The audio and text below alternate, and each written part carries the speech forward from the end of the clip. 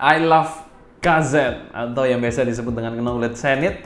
Kali ini kita akan bahas mengenai KZ dan antek-anteknya yaitu CCA.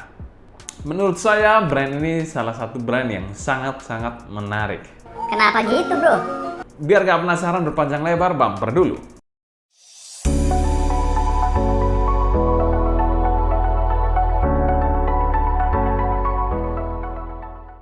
Halo semua, selamat datang di channel Sound Dignity bersama dengan saya Sebastian. Seperti biasa akan sharing info dan racun mengenai dunia personal audio, baik itu audio portable ataupun desktop audio. Jadi kalau kalian tertarik, gak perlu lagi untuk subscribe, nyalakan tombol notifikasi, serta follow juga Instagram kita di Sound Dignity agar kalian tidak ketinggalan update terbaru mengenai dunia audio portable dan desktop audio. Oke, kali ini kita akan bahas brand KZ. Bahas brand KZ ini agak sedap-sedap ngeri karena memang banyak fansnya di Indonesia sendiri. Termasuk lu juga kan, bro? Oh jelas, saya adalah fans berat dari KZ. Ada beberapa yang menarik dari brand satu ini untuk kita bahas lebih dalam. Tapi disclaimer dulu, video ini tidak dibuat untuk menyudutkan brand KZ ataupun CCA dan brand-brand lain. Jadi tidak berfokus untuk menyudutkan brand-brand tersebut. Tapi hanya sekedar hiburan saja berdasarkan perspektif saya sebagai seorang konsumen yang mengkonsumsi produk-produk dari KZ dan CCA. Yang pertama, brand KZ sendiri adalah brand yang sangat cepat perputarannya. KZ sendiri adalah sebuah perusahaan yang memang mengejar quantity over quality. Itu kenapa mereka merilis produk-produk dalam jangka waktu yang pendek. Jadi lifetime produk mereka itu cukup pendek karena mereka memang mengejar quantity dibandingkan quality. Tujuan mereka adalah mendapatkan pendapatan sebanyak mungkin dengan menjual produk sebanyak mungkin. Mungkin kita bilang 1-2 bulan itu mereka sudah mengeluarkan beberapa produk baru untuk line up mereka yang baru. Jadi perputarannya juga cepat. Jadi kalau kalian keep salah satu KZ, tentu saja nggak lama lagi akan ada yang baru, entah itu KZ atau CCA yang baru. Karena memang mereka purpose dari perusahaannya adalah mengejar quantity dibandingkan quality. Jadi ya bakal capek sendiri kalau kalian ngikutin KZ atau update produk-produk KZ ini. Yang kedua, QC issue. Kita bilang seperti yang pertama tadi, KZ adalah perusahaan yang berfokus pada quantity over quality. Jadi QC ini masih menjadi salah satu parts atau menjadi PR besar bagi perusahaan KZ untuk diperbaiki. Disclaimer, sekali lagi kita tidak ada maksud untuk menjelek-jelekan perusahaan ini. QC ini sering terjadi pada lini produk mereka yang sama sekalipun. Sebut saja seperti saya sempat iseng membeli kaset EDX Pro 2 varian yang sama, yaitu EDX Pro berwarna hijau dan putih, dan saya coba itu suaranya ada sedikit variasi. Jadi itu masalah QC yang memang kalau kita bilang in-ear monitor budget, saya rasa itu adalah harga yang harus kalian korbankan. Dimana memang kita bilang QC tidak akan bisa 100% atau maksimal pada in-ear monitor budget karena mereka mengejar quantity. Jadi sekedar cerita tambahan saja, jadi EDX Pro yang saya punya itu saya beli di waktu yang berdekatan, jadi batch produksinya harusnya sama, saya burn juga bersamaan. Jadi untuk kita bilang kalau isu-isu ini kurang burn jadi suaranya belum maksimal, kita burn di waktu yang sama. Dan saya coba, menurut saya pribadi ada sedikit perbedaan yang cukup noticeable dibanding dua EDX Pro ini. Jadi satunya lebih clear, satunya sedikit lebih butek suaranya. Jadi ya itu sekedar gambaran aja terkait masalah QC issue.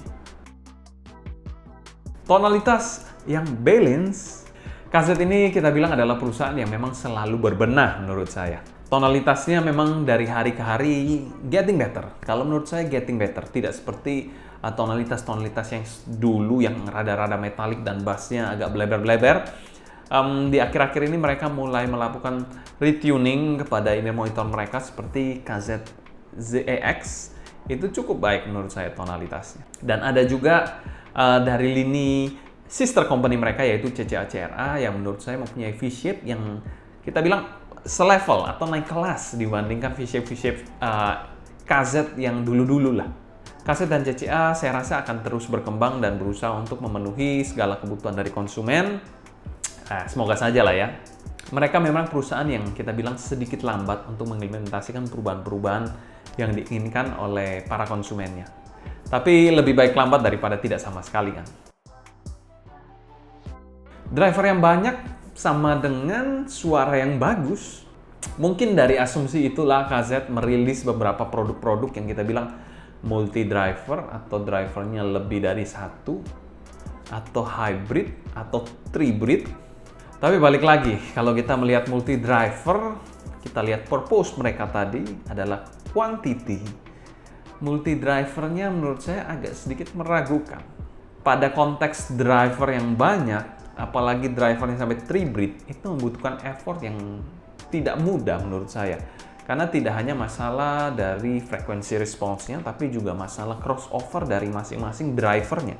Itu juga bukan hal yang mudah untuk diselesaikan atau dilakukan oleh sebuah perusahaan yang memang kita bilang secara tuning aja masih dalam konteks struggling. Ini sekali lagi asumsi ya dari saya, jadi kalian take it with grain of salt. Jadi jangan ditelan bulat-bulat. Ya, itu konteks pribadi saya atau pandangan pribadi saya. Kita bilang EDX Pro aja yang single dynamic driver masih terjadi variance bagaimana mereka mentuning. Single dynamic driver aja belum beres, mereka mentuning yang tribrid ataupun yang multi driver, yang drivernya di atas 5 atau di atas 3. Agak sedikit meragukan menurut saya. Dan kalau single dynamic driver aja belum beres, mereka multi driver menurut saya juga nggak akan maksimal sih. Itu sebabnya saya nggak pernah membeli produk-produk KZ atau CCA di atas 500 ribuan. Karena menurut saya itu agak sedikit mubazir aja. Karena mereka belum bisa sampai ke level itu untuk tuningnya. Terkait hal ini juga mungkin kalian juga sudah paham lah, KZ di sini berhasil untuk membuat kontroversi dari multi drivernya. Jadi ya sedikit tips dari saya, kalau kalian ada rencana untuk budgetnya di atas 500 ribuan, ada baiknya kalian lirik brand-brand selain KZ ataupun CCA. Karena menurut saya untuk harga segitu, ada in-ear monitor lain yang sedikit lebih baik untuk QC-nya. Perusahaan yang hebat. Yes, kalian tidak salah dengar. KZ menurut saya adalah perusahaan yang hebat banget. Kenapa bisa hebat, bro? Mereka mampu menjual in-ear monitor mereka sampai ke seluruh dunia. Jadi basicnya di China, mereka bisa jual sampai ke US, sampai ke Eropa sekalipun, sampai ke Indonesia, sampai kemana-mana mungkin sudah cukup familiar atau minimal adalah kaset, produk-produk kaset.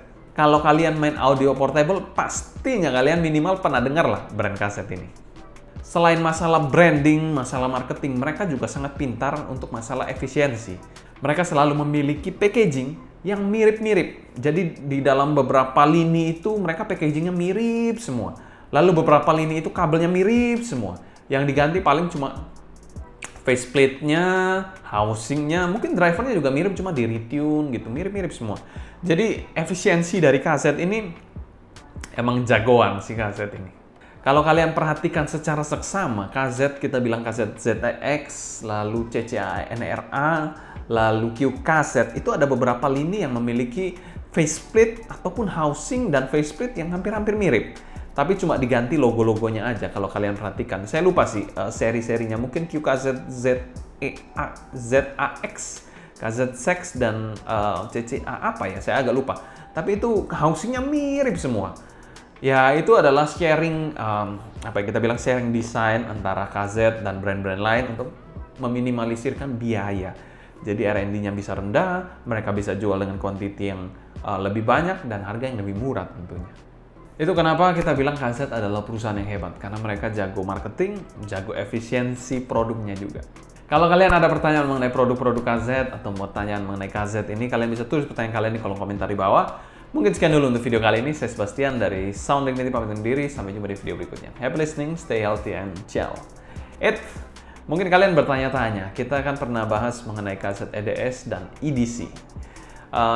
Saya sempat mengatakan di video sebelumnya kalau kita akan review. Oke, kita akan review pastinya. Mungkin saya waktu itu agak sedikit kelupaan, jadi kita akan review menyusul ya.